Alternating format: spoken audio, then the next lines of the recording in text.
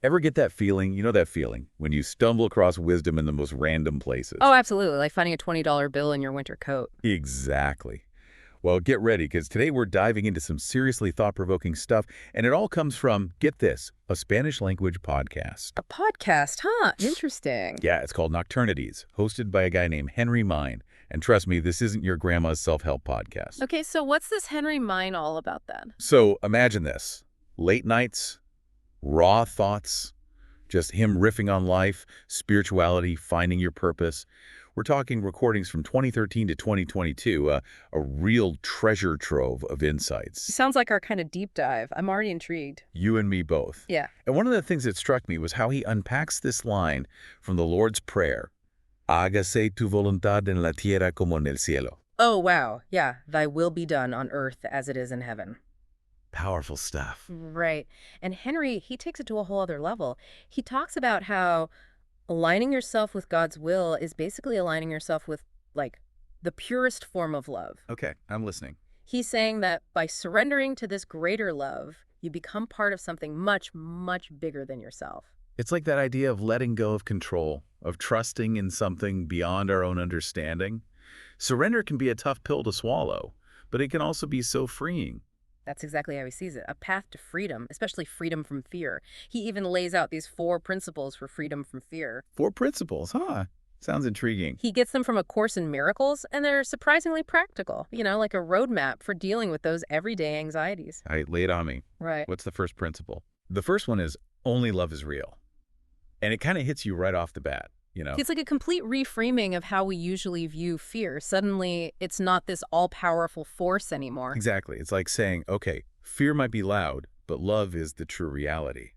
And that leads right into the second principle. Nothing real can be threatened. If love is your foundation, if that's your core, then fear can't actually touch you. Not really. It's that idea that we are not our fears. We are something so much deeper, so much more resilient. And this takes us to, was it the third principle? Yep, the third one. And this one might sound a little out there. Nothing unreal exists. I remember thinking, wait, what does that even mean? That's like a Zen kohen, right? But think about it this way. A lot of our fears, they come from anxieties about the future, things that haven't even happened, maybe never will. Oh, I see where you're going with this. It's all in our heads, fueled by what-ifs and worst-case scenarios. So by recognizing that these fears are based on something unreal, they lose a lot of their power. Stay present. Stay grounded in the now, where those what-ifs don't have as much weight. Okay, I'm starting to see how these principles fit together. And that's where the fourth principle comes in, right? It brings it all home. Yeah. In this lies the peace of God, and yours as well. By letting go of that fear, by seeing what's real and what's not, you make space for peace, real peace, to come in. And that peace, according to Henry, it's directly tied to aligning yourself with, like we were talking about before, with love itself, with a higher power. And it's interesting because he doesn't just leave it at inner peace. You know, these principles, they also affect how we interact with the world, especially when he talks about this idea of abundance. Abundance, huh?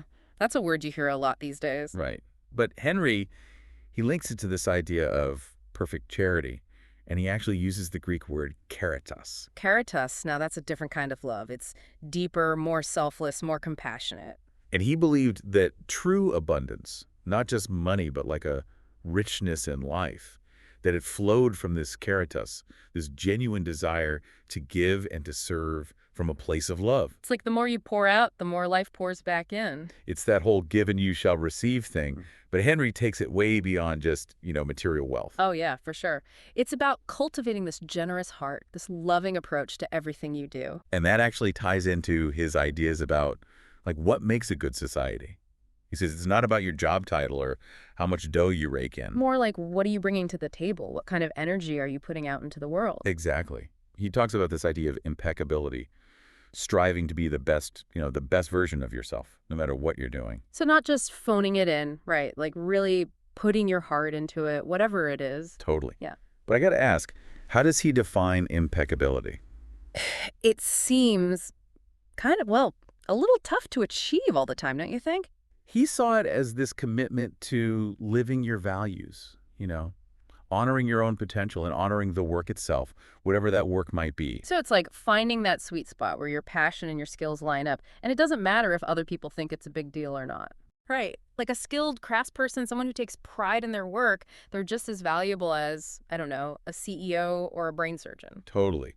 And here's the kicker. He doesn't just want us to strive for this impeccability in our own little bubbles. He's like, don't just see for yourself, guide others. Pay it forward, right? Yeah, Lift each other up. exactly. We're all in this thing together. But, for all his talk about big picture stuff, Henry also gets really personal, really introspective. Oh, yeah. Like what? Well, there's this one part where he's talking about how your favorite person, whoever that is for you, it's actually like a reflection of your own soul. Whoa.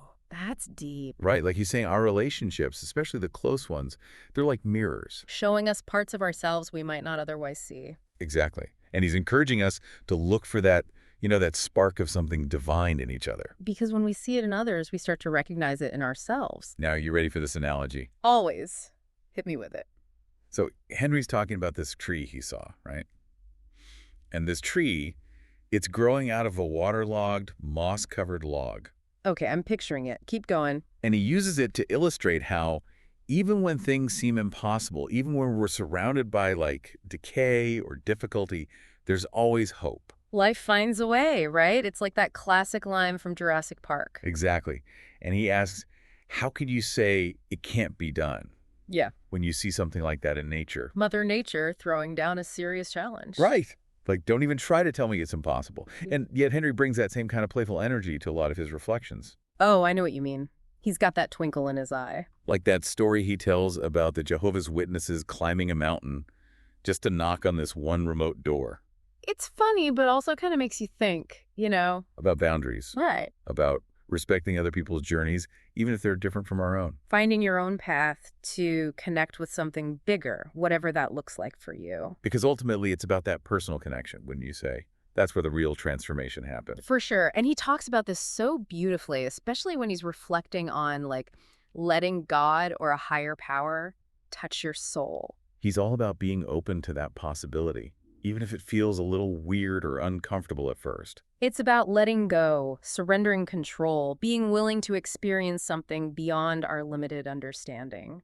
And he even shares his own experiences with this, like feeling this divine energy, and he describes it as like powerful, almost electric. Intense stuff. Yeah, not your average spiritual chit-chat. And that's what makes it so real, He's not afraid to be vulnerable, to share those raw experiences that we don't always talk about. He creates a space for all of us to explore our own connection to the divine, however we define that. Totally. He even finds these moments of awe and wonder in the most everyday things. Like babies and their belly buttons. Remember that one? Yeah.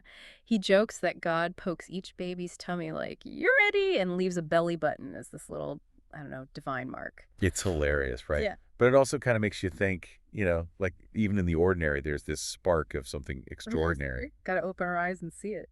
And that's Henry in a nutshell, right? He takes these simple reflections and turns them into these profound little nuggets of wisdom. It's like he's got these X-ray glasses for spotting wisdom, sees it where most of us just walk on by. And he's not afraid to share it, which is the best part. Doesn't put himself on a pedestal or anything. Nope, not at all. He's more like, come on in, the water's fine, let's ponder this together. Exactly. He's right there with us, figuring things out, cracking jokes along the way, making the whole journey so much more approachable. Yeah, it's not every day you find someone who can make you laugh and make you think all in the same breath. Seriously. And he never lets us forget, we're not in this alone. Always bringing it back to community, to sharing what we've learned, to lifting each other up. Because that's how we grow, right? Not in isolation, but together. 100%. So here we are, wrapping up our deep dive into the world of Genrimain and his Nocturnidades podcast. Late nights, deep thoughts, lots of laughs. Who knew there was so much wisdom hidden in those recordings? Right. And it all started with this simple idea. Let's listen to what this guy has to say. And see where it takes us. And look where we ended up, exploring everything from surrender and love to fear and abundance to finding purpose and connecting with something bigger than ourselves. Henry's given us a lot to chew on, that's for sure. But if there's one thing I hope sticks with you. It's that idea of impeccability, right? Yeah, that's the one. Striving for excellence no matter what you're doing, big or small. It's a challenge, but man, is it a worthy one. So as you go about your day, think about this. Where can you bring a little more of that impeccability into your own life? What can you pour your heart into, fully and completely, just for the joy of it? Who knows, you might just stumble upon your own unexpected wisdom along the way. Until next time, keep those deep thoughts flowing, and remember, there's wisdom hidden everywhere if you know where to look.